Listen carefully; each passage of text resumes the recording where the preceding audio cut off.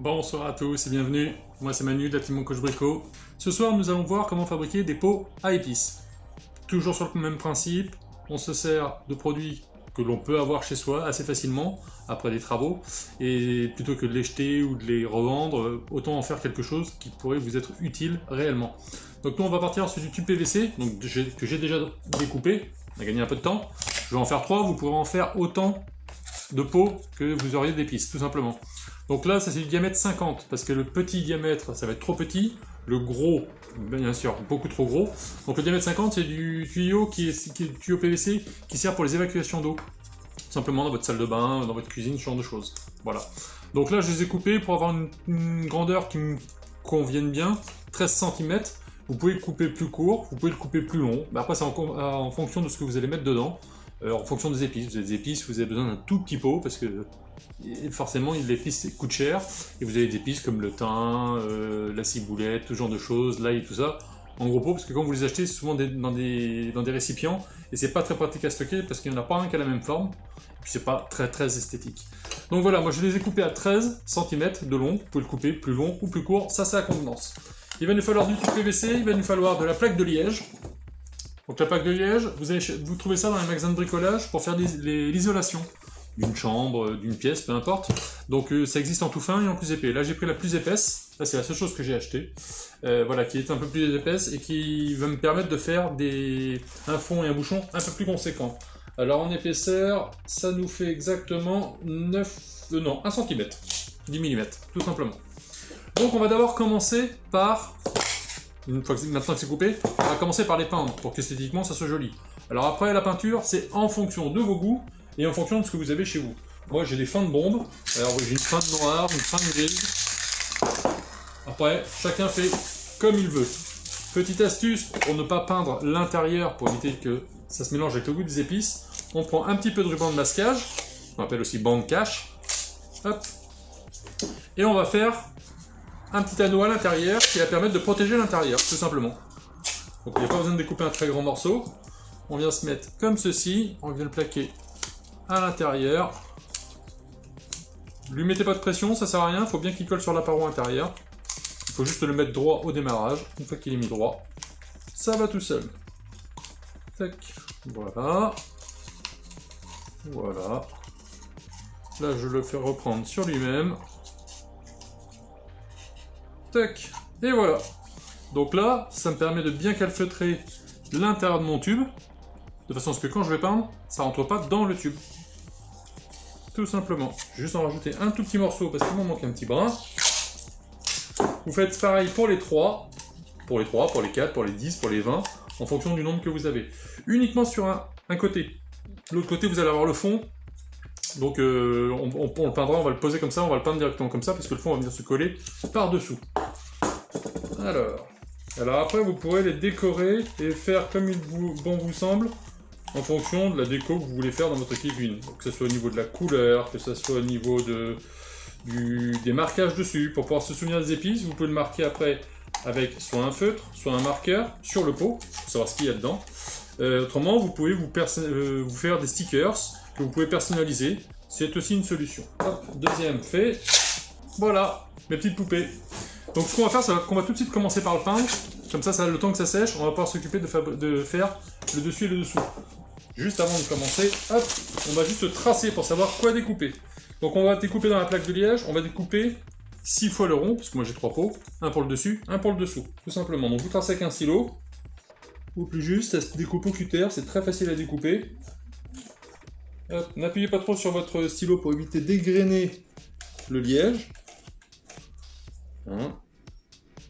Laissez-vous un peu de marge à chaque fois, ça vous permettra d'avoir la possibilité de découper des morceaux avant de découper les cercles. C'est plus facile à manier, tout simplement. Donc avec un stylo bille, hein, ça va très bien. Si vous n'avez pas, vous prenez un fond de papier, ça marche aussi très bien. Mais prenez quelque chose qui se voit sur le liège. Le liège est un petit peu foncé. C'est toujours mieux quand on voit clair dans ce qu'on fait. Certains vont me dire, mais on a déjà fait un pot à crayon dans le même esprit. Oui, c'est ça. C'est exactement ça. On va pas se le cacher. C'est dans les vieux pots qu'on fait les meilleures soupes, comme dirait l'autre. Voilà. 3 et 3, 6. C'est bon. Donc je découperai ça après. J'ai fait mon tracé. C'est déjà pas mal. Alors, pour ce qui est de la peinture, bah là vous allez le tenir là où vous avez mis le ruban de masquage, ce qui va vous éviter de vous en mettre plein les doigts. Et puis faites-vous plaisir. Les couleurs que vous voulez, jaune, rouge, vert, bleu, marron, gris, anthracite, que vous souhaitez. Petite chose, si votre tube est trop lisse, vous pouvez prendre un petit papier de ponçage et le rayer. Alors c'est très grossier, hein, c'est vraiment pas fortement, c'est juste pour que la peinture adhère mieux.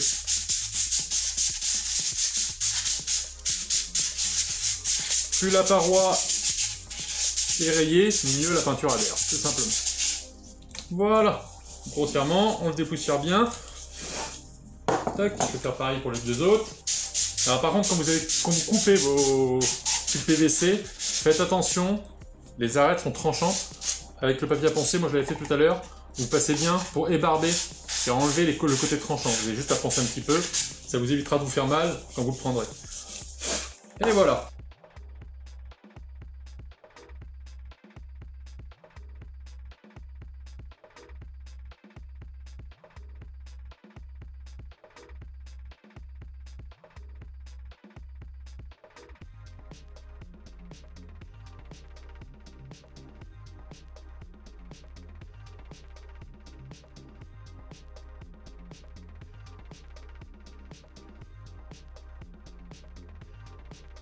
Donc, voilà pour ça. Maintenant, nous allons, pendant ce temps-là, le temps que ça sèche, il faut un petit 5-10 minutes, hein. On va le laisser, on va le décaler, on va le laisser sécher tranquillement. Pendant ce temps-là, nous, on va s'occuper de découper notre liège. Alors, pour découper notre liège, ben, rien de plus simple, hein, vais-je vous dire.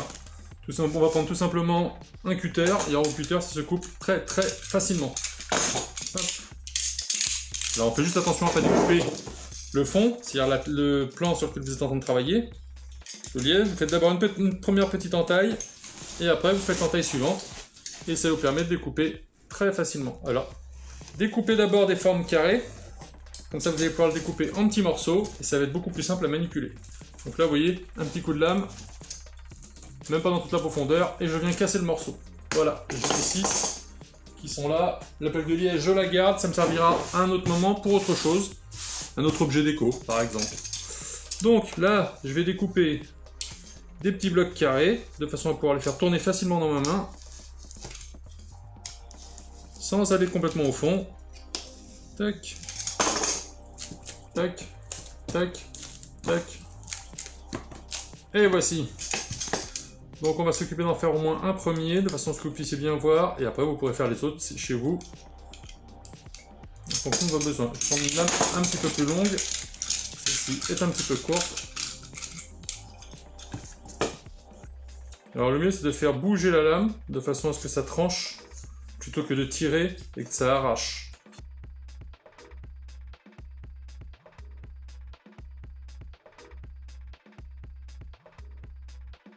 C'est un petit peu le même principe quand on épluche une pomme en fait, hein. Faites juste bien attention à ne pas vous couper avec la lame du cutter. Le cutter ça coupe bien, on évite de se faire mal. Ça coûte pas plus cher de ne pas se faire mal. Tac, deuxième morceau. Alors si vous prenez du liège plus fin, c'est encore plus facile à découper. Moi j'ai préféré un morceau un peu plus épais ce soir, tout simplement parce que esthétiquement je trouvais ça plus sympa d'avoir un gros fond et un gros capuchon, les deux visibles. Mais après c'est vraiment une question de goût. Alors je rappelle ce qu'est le liège. Le liège c'est un arbre, c'est l'écorce, c'est le bois d'un arbre, le chêne blanc. Voilà, ce qu'on appelle aussi communément le chêne liège. Il existe 4 variétés de chêne référencées. Il y a le chêne blanc, donc le chêne liège, le chêne vert, le chêne rouge et le chêne noir. Pour information, juste pour vous apporter une petite aide, quand vous prenez du bois de chauffage, surtout, si vous avez trouvé du chêne pas cher, faites attention à ce que ça ne soit pas du chêne noir, parce que le chêne noir encrasse énormément les conduits, et il est extrêmement inflammable au niveau de la suie qu'il dépose. Donc surtout bien faire attention à ça. Voilà, donc là maintenant on prend son petit papier à poncer, on vient poncer son petit morceau de liège, ça vient égrener ce qui dépassait, et ça vient lisser le morceau. Alors, pour l'un des deux, pas les deux, pour l'instant on n'en fait qu'un.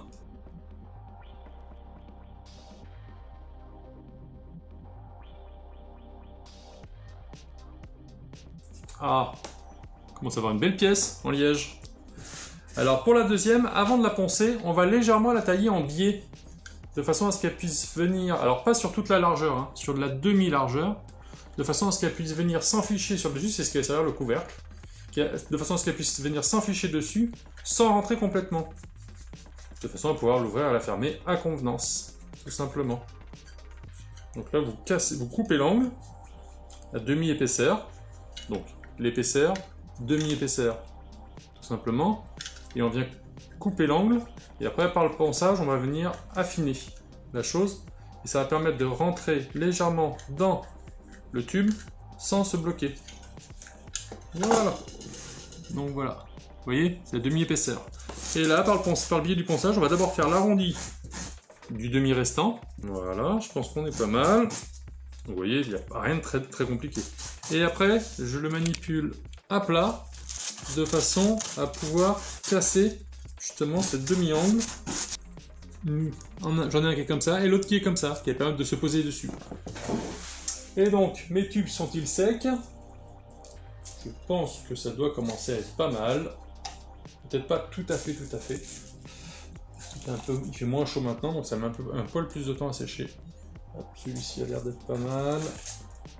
Celui-ci, pas tout à fait. On va y aller gentiment, sans trop mettre les doigts dessus, pour éviter de s'en mettre partout. Donc là, on va prendre de la colle néoprène, ce qu'on appelle de la colle contact. Donc ça, vous connaissez, on s'en est déjà servi. C'est ces colles-là. Alors, il y a la marque Sader, mais il existe plusieurs marques. Hein. Donc là, on va d'abord visionner, voir que, hop, ça entre bien, ça fait bien le fond. Tac. Donc là, je vais déposer de la colle contact sur les deux côtés. Et je vais laisser sécher une petite minute, en fait. Hein, c'est assez rapide. En fait, c'est juste le temps que la colle devienne poisseuse. Et quand la colle est poisseuse, après, je viens presser pendant 30 secondes et c'est collé.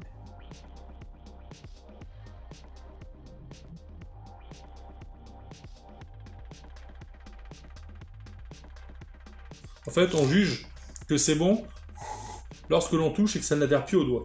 En fait, c'est que là, la colle est bonne à venir être compressée, les deux parties ensemble, de façon à ce que ça adhère. Allez, tous en cœur, on secoue, on secoue, on secoue, on secoue. L'avantage de la colle contact, c'est qu'après ça devient transparent, donc c'est facile à nettoyer. Si ça déborde un petit peu, vous pouvez facilement venir le gratter. Alors, tac, voilà, ça n'adhère plus au doigt, donc c'est bon. Pareil ici, c'est bon, je vais pouvoir venir l'assembler. Et là, je vais venir gentiment le presser pour qu'il puisse se mettre en contact. Alors ça sert à rien d'exercer une pression de fou furieux dessus, hein.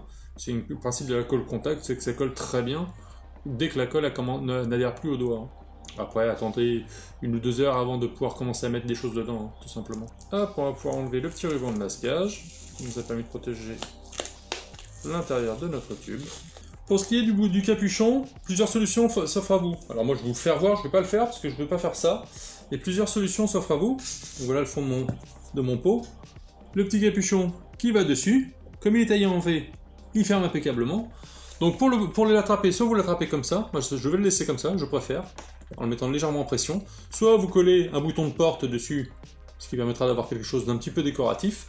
Ou autrement, vu que c'est de saison, vous avez aussi la possibilité d'aller vous balader en forêt, de ramasser des choses d'automne, des objets qu'on trouve facilement en pleine nature, des glands, les petits chapeaux des glands, des pommes de pin, ce que vous voulez. Et vous venez tout simplement l'encoller pour faire un bouton plus sympa, pour pouvoir ouvrir et fermer votre pot à convenance. Voilà, voilà. Je vous remercie de m'avoir suivi. À ciao les petits clous.